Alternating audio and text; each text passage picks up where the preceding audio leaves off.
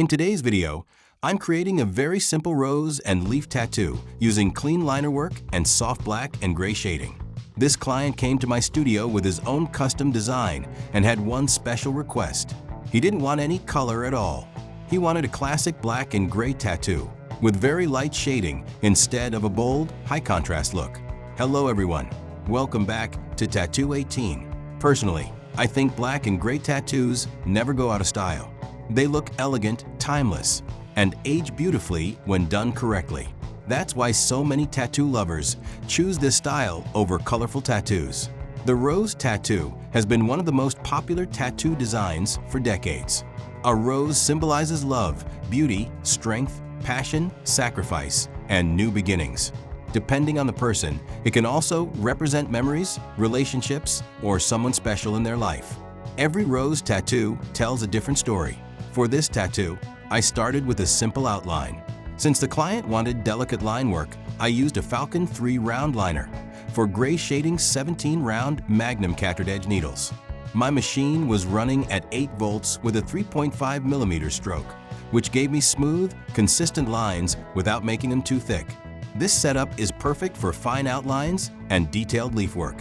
When doing tattoos like this, always remember that line consistency is more important than speed. Don't rush the outline. Follow the stencil carefully. Maintain the correct needle depth and let the machine do the work. Clean outlines create the foundation for a beautiful tattoo. For the solid black areas and dark outlines, I use dynamic black ink because it heals rich, dark, and consistent.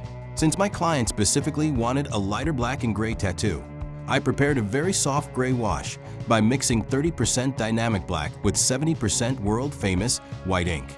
This combination creates a gentle gray tone that gives the tattoo a realistic appearance without making it too dark or heavy. If your client prefers a stronger contrast with deeper shadows, you can simply change the mixture to 50% black and 50% white. That produces a richer gray while still maintaining a smooth black and gray effect. Always remember, the amount of gray you use should depend on your client's preference and skin tone. There is no single formula that works for every tattoo.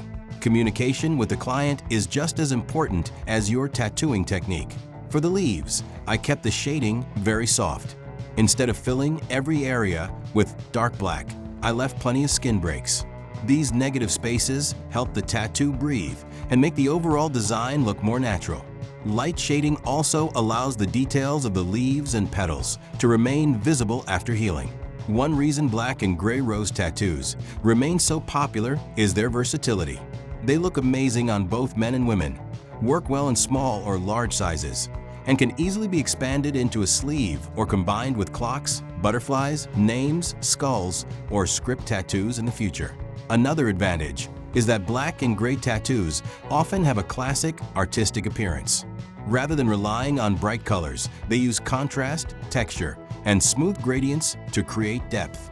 That's why many people who appreciate fine art choose black and gray designs. For beginner tattoo artists watching this video, here's one important tip. Don't try to make the tattoo dark in a single pass. Build your shading gradually. It's always easier to make a tattoo darker later than to fix an area that has been overworked.